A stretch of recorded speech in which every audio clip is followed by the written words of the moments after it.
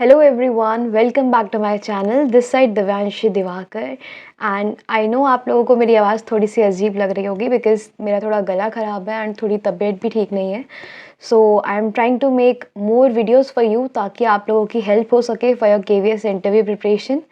इसी के साथ साथ आपके कॉल लेटर्स अपलोड हो चुके हैं आपकी ऑफिशियल वेबसाइट पे केंद्रीय विद्यालय की. तो आप जाके अपने कॉल लेटर्स वहाँ से अपलोड कर सकते हैं आपकी ऑफिशियल वेबसाइट से. इसके अलावा आपके कॉल लेटर्स आने के बाद बहुत ज़्यादा डाउट्स आ रहे हैं फॉर डॉक्यूमेंट वेरिफिकेशन. उसी के साथ साथ ये भी पूछा जा रहा है कि कौन सा डॉक्यूमेंट कितने ज़ेरॉक्स लेके जाने हैं, बायोडेटा फॉर्म कैसे लेके जाना है. तो आपकी ये सारी क्वेरीज़ दूर करने के लिए मैंने ये वीडियो बनाई है. एंड मुझे नहीं लगता कि इस वीडियो के बाद आपको कोई और क्वेश्चन आपके माइंड में आएगा रिगार्डिंग आपके डॉक्यूमेंट्स एंड साथ ही साथ योर बायोडेटा.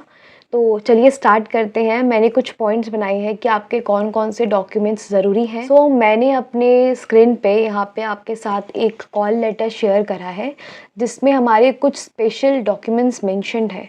तो ये डॉक्यूमेंट्स आपको कैसे लेके जाने हैं, कितने लेके जाने हैं, मैं सब कुछ आपको इस वीडियो में बताने वाली हूँ. तो सबसे पहले बात होती है हमारे डॉक्यूमेंट्स की. डॉक्यूमेंट्स में जो सबसे इम्पॉर्टेंट हमारे डॉक्यूमेंट्स हैं वो है हमारे ओरिजिनल डॉक्यूमेंट्स. देखिए एक और चीज़, आप सिर्फ अपने ओरिजिनल डॉक्यूमेंट्स ही लेके जाएं, कोशिश करें. एंड अगर नहीं है तो प्रोविजनल लेके जाएं, बट ओरिजिनल इज़ मस्ट. अगर आपका कोई भी ओरिजिनल डॉक्यूमेंट नहीं होगा तो आपको डॉक्यूमेंट वेरिफिकेशन में वो आउट कर सकते हैं. ठीक है, तो अपने ओरिजिनल डॉक्यूमेंट्स अपने साथ रखें, चाहे वो आपकी मार्कशीट हो या आपका सर्टिफिकेट हो. सबसे पहले बात आती है हमारी 10th क्लास की मार्कशीट एंड 10th क्लास की सर्टिफिकेट. दोनों ही चीज़ें होना बहुत ज़्यादा इम्पॉर्टेंट है. Original marksheet and original certificate 10th class का. देन 12th क्लास का original marksheet and original certificate, ये भी आपके पास होना बहुत ज़रूरी है. तो आफ्टर 10th एंड 12th आता है DLED एंड BLED. आपने जो भी कोर्स किया है आपको उसकी हर एक ईयर या सेमेस्टर की मार्कशीट लेके जाना ज़रूरी है ओरिजिनल. उसी के साथ साथ आपका जो डिप्लोमा है वो आपको लेके जाना है ओरिजिनल. अगर नहीं अवेलेबल है तो आप प्रोविजनल लेके जा सकते हैं, बट आपको ओरिजिनल लेके जाना मस्ट है. ठीक है, इसके अलावा अगर आपने ग्रेजुएशन शो करी है अपने एप्लीकेशन फॉर्म में या मास्टर शो करी है अपने एप्लीकेशन फॉर्म में, जो भी आपने शो किया है उसके प्रॉपर डॉक्यूमेंट्स आपके पास होने ज़रूरी हैं. चाहे वो आपकी मार्कशीट हो या वो आपकी डिग्री हो, आपको हर एक चीज़ लेके जानी है इन केस आपने उसको अपने एप्लीकेशन फॉर्म में शो किया हुआ है. ठीक है, इसी के साथ साथ आपका सीटेट की मार्कशीट, सीटेट का सर्टिफिकेट फ्रॉम डिजी लॉकर, आपको डिजी लॉकर से मिल जाएगा. दोनों चीज़ें आपको लेके जानी है ओरिजिनल. ठीक है, अब जितने भी आपके डॉक्यूमेंट्स हैं इंक्लूडिंग योर आधार कार्ड आप लेके जाएंगे या जो भी आपने अपनी फ़ोटो ID शेयर करी हुई है अपने एप्लीकेशन फॉर्म में, आपको वो लेके जानी है. इन सब चीज़ों के आपको ज़ेरॉक्स लेके जाने हैं एटलीस्ट 2 कॉपीज़. 2 कॉपी बना लीजिए आप, एक एक ज़ेरॉक्स हर एक चीज़ का. अगर आपकी मार्कशीट है डिग्री की, first semester, second semester, third semester, तो सबकी आप एक एक ज़ेरॉक्स करा के उसका एक प्रॉपर सेट बना लें. ऐसे करके आप एटलीस्ट 2 सेट बना लें सारे डॉक्यूमेंट्स का. आप सेट नंबर 1, सेट नंबर 2. ठीक है, इन सेट को आपको सेल्फ अटेस्ट करना है. ठीक है, मतलब आपको अपने खुद के signature at the end corner पे आपको सिग्नेचर कर देने हैं अपने. That is your self attestment. ठीक है, सारे डॉक्यूमेंट सेल्फ अटेस्ट करने हैं आपको. अपने डॉक्यूमेंट्स के ज़ेरॉक्स आपके जितनी भी हैं. इसी के साथ साथ सिर्फ ज़ेरॉक्स नहीं लेके जानी है, मैं फिर से रिपीट कर रही हूँ, ज़ेरॉक्स आपके वहाँ पे सबमिट हो जाएंगे बट ओरिजिनल लेके जाना ज़रूरी है बिकॉज़ वेरिफिकेशन आपके original certificates and original diploma से ही होगी. ठीक है, तो मार्कशीट, डिप्लोमा, सर्टिफिकेट्स जो भी हैं वो सारे ओरिजिनल भी लेके जाने हैं और 2 सेट आपको बना के लेके जाने हैं अपने डॉक्यूमेंट्स के ज़ेरॉक्स के. 2 मैं इसलिए बोल रही हूँ, ज़रूरत आपके एक ही सेट की है बट एक सेट हम सेफ साइड पर रखते हैं. अगर इन केस आपके किसी भी ज़ेरॉक्स में कुछ भी प्रिंटिंग एरर है या कुछ भी प्रिंट नहीं हुआ है तो आप अपना उस टाइम पे दूसरा ज़ेरॉक्स वहाँ से लेके लगा सकते हैं. इसलिए एटलीस्ट सेफ साइड पे 2 ज़ेरॉक्स की कॉपीज़ आप अपने साथ बना के लेके जाएं हर एक डॉक्यूमेंट का. ठीक है, तो ये थी बात हमारी सारे ही आपके डॉक्यूमेंट्स की. इसी के साथ साथ कम से कम 10 अपनी पासपोर्ट साइज़ फ़ोटो ज़रूर अपने पास रखें कलर्ड, ठीक है। जो आप अपने एप्लीकेशन फॉर्म में आपने मेंशन करी हुई है अपनी फ़ोटोग्राफ, उस फ़ोटोग्राफ को एटलीस्ट आप 10 फ़ोटोज़ अपने साथ रखें पासपोर्ट साइज़। बिकॉज़ हो सकता है कि बहुत बार आपसे बायोडाटा के ऊपर भी आपकी फ़ोटो पेस्ट करने के लिए बोल देते हैं या फिर ज़रूरत पड़ जाती है आपकी फ़ोटोग्राफ की।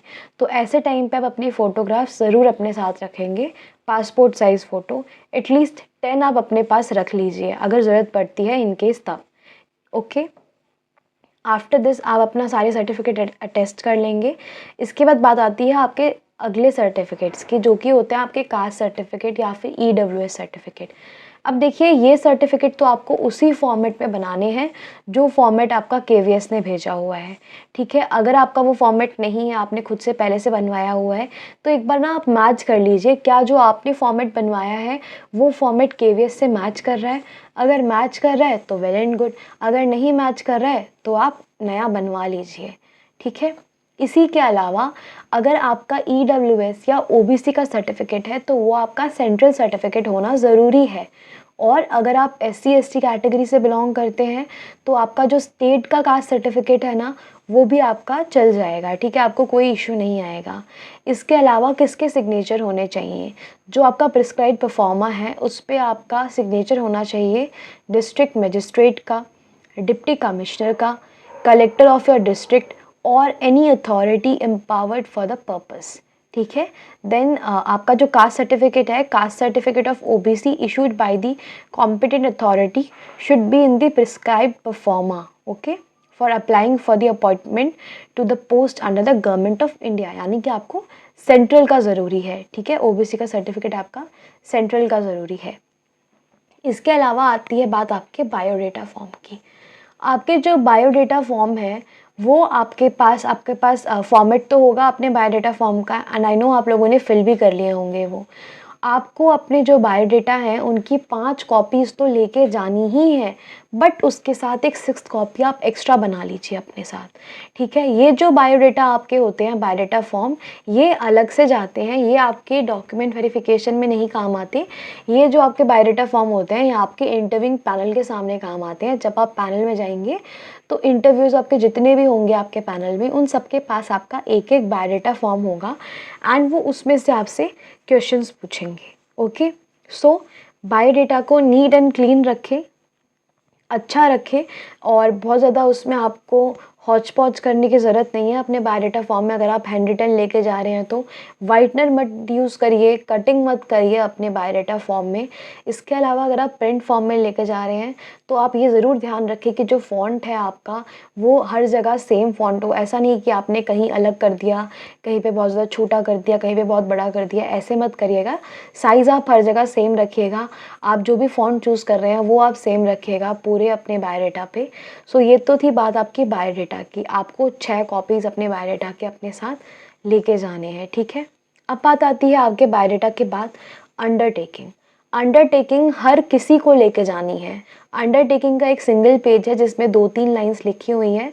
वो आपके जितने सर्टिफिकेट्स हैं ना, जो सर्टिफिकेट्स का परफॉर्मा आपका वेबसाइट पे है उसके साथ ही वो अवेलेबल है, या फिर बायोडेटा के साथ भी वो अवेलेबल है।